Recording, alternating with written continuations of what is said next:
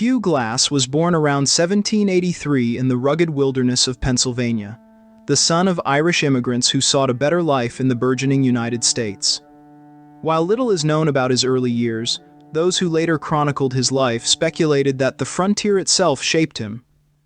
As a young man, he possessed a restless energy, a hunger for adventure that propelled him beyond the boundaries of ordinary existence.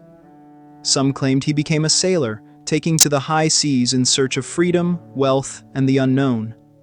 One particularly harrowing chapter of Glass's early life is his alleged capture by the infamous pirate Jean Lafitte.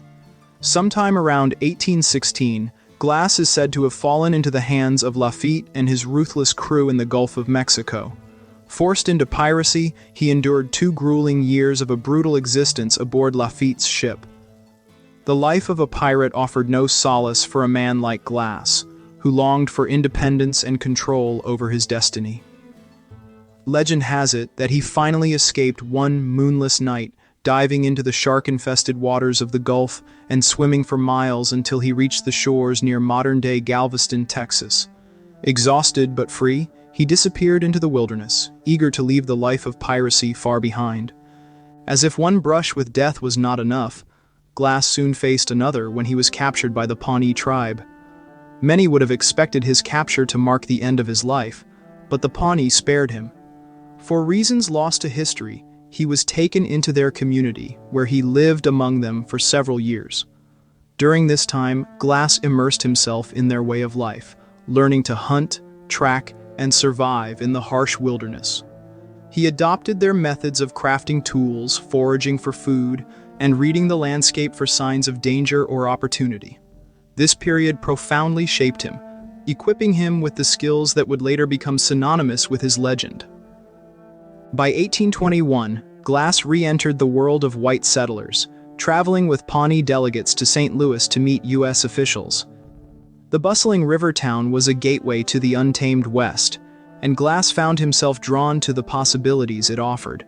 The following year, General William Henry Ashley issued a call for able-bodied men to join his fur-trading expedition up the Missouri River. Glass answered without hesitation. The expedition, later known as Ashley's 100, would include some of the most famous names of the frontier, but even among this illustrious company, Glass stood out for his toughness and skill. The expedition was fraught with peril from the beginning. In June 1823, Ashley's group came under attack by Arikara warriors near the Grand River. The ambush was swift and devastating, leaving the party in disarray. Glass himself was shot in the leg, but he managed to retreat with the survivors. Though wounded, he refused to let the injury sideline him, joining the party as they regrouped at Fort Kiowa. This act of endurance and resilience was only a prelude to the trials Glass would soon face.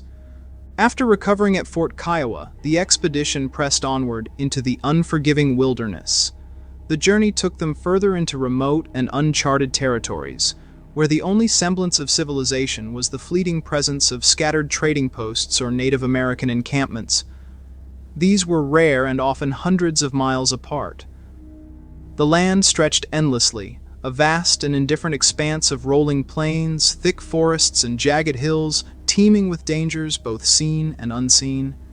Each step forward pushed the men deeper into isolation. The rivers, while vital for navigation, were prone to sudden, treacherous flooding. Food was scarce, forcing the party to rely on hunting and foraging, both of which required skill and patience. Encounters with hostile tribes remained a constant threat, and every shadow in the distance was scrutinized with suspicion. The nights were no kinder, bringing bone-chilling winds and the unnerving howls of wolves. In this wilderness, the boundaries between life and death were thin, and survival hinged on each man's ability to adapt to the merciless environment. It was in this remote and desolate landscape, days away from the nearest settlement, that Hugh Glass was sent ahead of the main group to scout the terrain. He moved alone, his rifle in hand, and his senses honed for any sign of danger.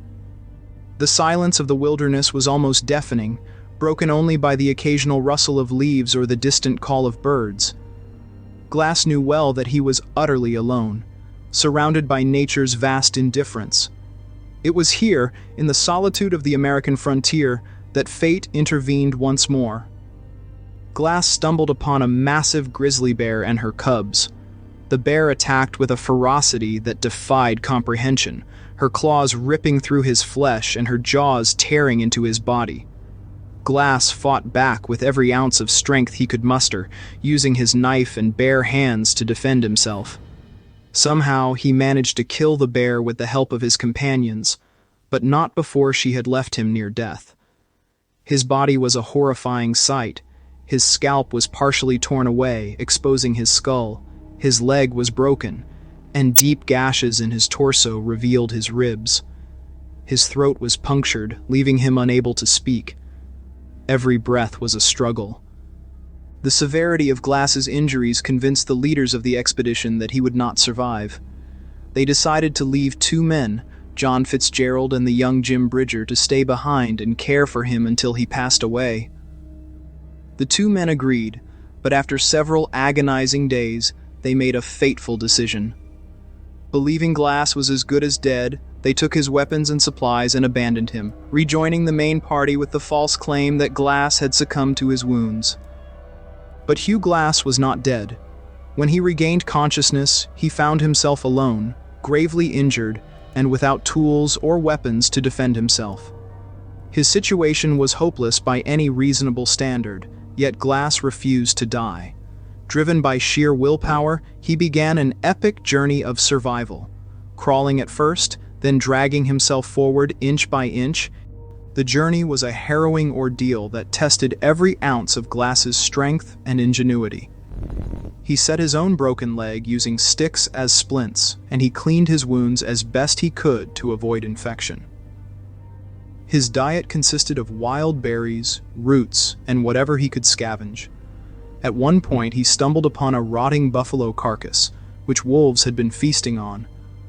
Despite the danger, Glass scared the wolves away and devoured the remains, finding nourishment in the maggot-infested meat. His body was weak, but his spirit remained indomitable. Glass's path crossed with a group of friendly Native Americans who took pity on him.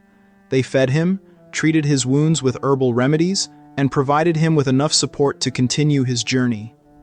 Their kindness marked a turning point, giving him the strength to push forward.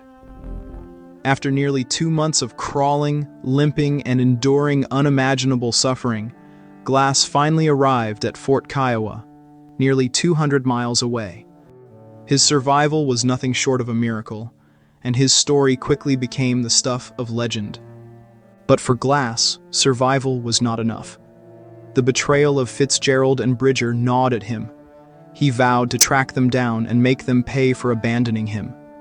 First, he located Bridger. The young man, barely more than a boy at the time of the incident, pleaded for forgiveness. Seeing the fear and remorse in his eyes, Glass chose mercy, sparing Bridger and letting him go. Fitzgerald, however, was another matter. When Glass finally caught up with him, he discovered that Fitzgerald had joined the U.S. Army. Knowing that killing a soldier could result in his own execution, Glass demanded the return of his stolen rifle and left Fitzgerald to his fate. Despite refraining from bloody revenge, it was a confrontation that marked the end of Glass's quest for justice. His decision not to harm Fitzgerald may have been both pragmatic and strategic, but it also demonstrated a measure of self-control and perhaps an understanding that his survival was already the ultimate victory. Having resolved his vendetta, Glass returned to the life he knew best, trapping and exploring in the untamed wilderness.